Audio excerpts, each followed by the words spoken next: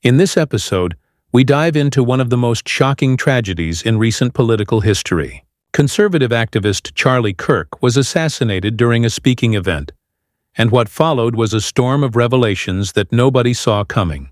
From Megyn Kelly exposing Tyler Robinson's college radicalization, to the shocking role of his transgender partner, Discord messages, and even engravings on bullets.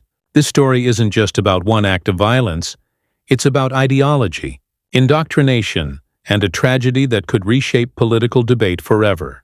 Let's start with Megyn Kelly's investigation. She uncovered that Robinson's radicalization didn't happen overnight. It started in college. His family told investigators he had become increasingly political in recent years, but not in the way many assumed.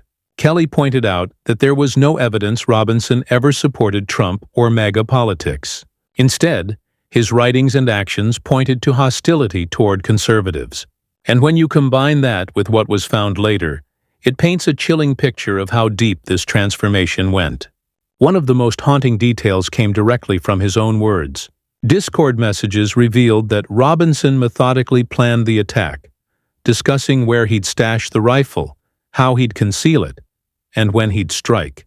And then there were the bullets themselves, engraved with political slogans like, "Hey, fascist," "Catch," and "Bella Ciao." They weren't random markings. They were messages, meant to turn ammunition into propaganda. It's evidence that this wasn't just violence. It was ideology written in steel.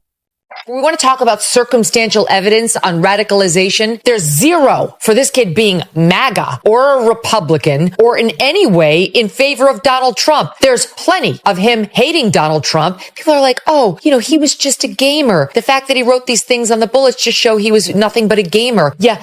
Okay, you missed the part where, again, he wrote them on bullets with which he shot Charlie Kirk. Now let's talk about the emotional turning point.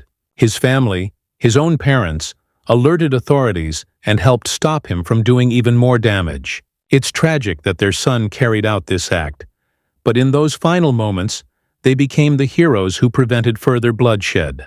Megyn Kelly didn't hold back here.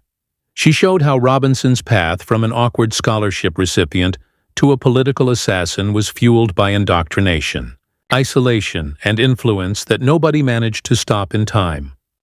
Told the Wall Street Journal that it is, quote, very clear to us and to the investigators that this was a person who was deeply indoctrinated with leftist ideology. Can you elaborate on that and be more specific? Well, sure. So that information comes from the people around him, from his family members and friends. That's how we got that information. Again, there's so much more that we're learning and so much more that we will learn. There will be official charges will be filed on Tuesday, and there will be much more evidence and information available then. And again, we're interviewing all kinds of people, everyone that knows him, and trying to learn more about what that motive actually was. Then came the shocking revelation from Utah Governor Spencer Cox.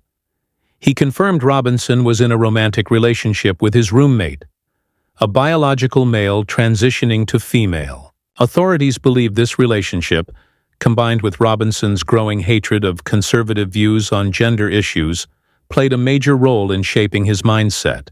The roommate cooperated fully with investigators and had no idea about the attack, but this detail highlights just how personal Robinson's motives really were.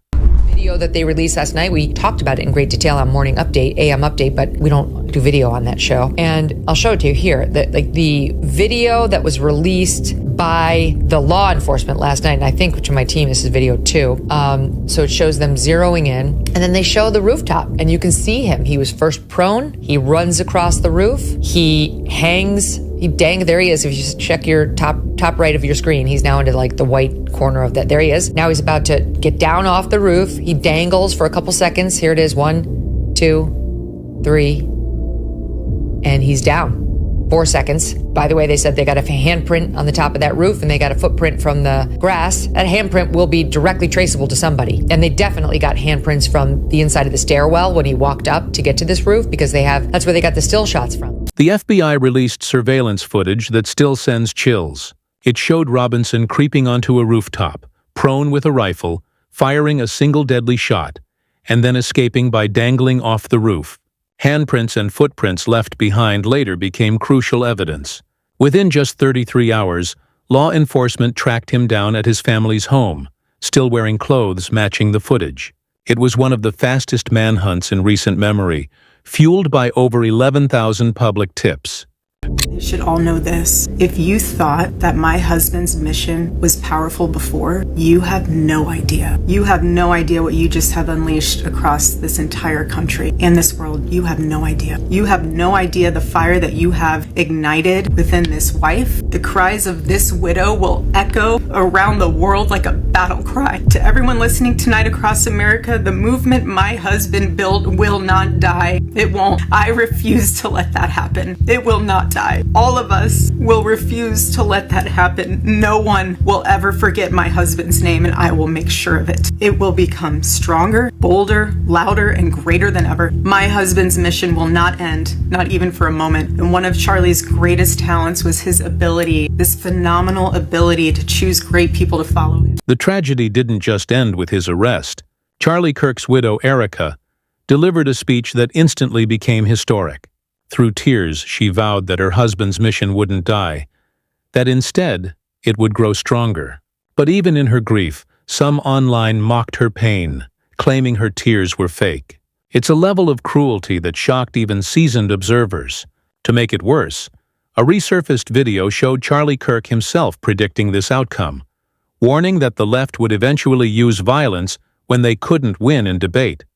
At the core of the left, at the core of a liberal, is someone that would use the sword if they had it. They are very violent people at their core. They always have. They can't debate. They can't have conversation. So they'll resort to these tactics. They're going to do everything they possibly can to try to murder this movement because they can't beat us. So they're going to try to take weapons. And no, we're very aware of that. I'm aware of it. We have to have full-time security. This is not a joke. This is who these people are. But I don't want today to be about anything other than you guys knowing that Charlie really was an amazing person. You know, he was like, we were really close. And he was my best friend and my brother. And I will never unsee the footage of what I saw. Candace Owens, who previously worked with Charlie Kirk at Turning Point USA, had her YouTube live stream freeze tonight because more than 115,000 viewers tuned in. That he's dead at the age of 31, which he would have to be if that video was real. There's no way he survived that. The only good thing is, it had to have happened quickly. Right. The aftermath left the entire nation shaken. Candace Owens broke down on live stream saying Charlie was like a brother. Megyn Kelly, usually composed, cried on air when she first reported the news. Even President Trump demanded the death penalty for Robinson, calling Kirk the finest person who didn't deserve this. In the end, this wasn't just a political murder. It was a warning shot about the dangerous collision of ideology, personal identity, and unchecked radicalization. And thanks to cameras and journalists who refused to stay silent, the world now knows the full devastating story.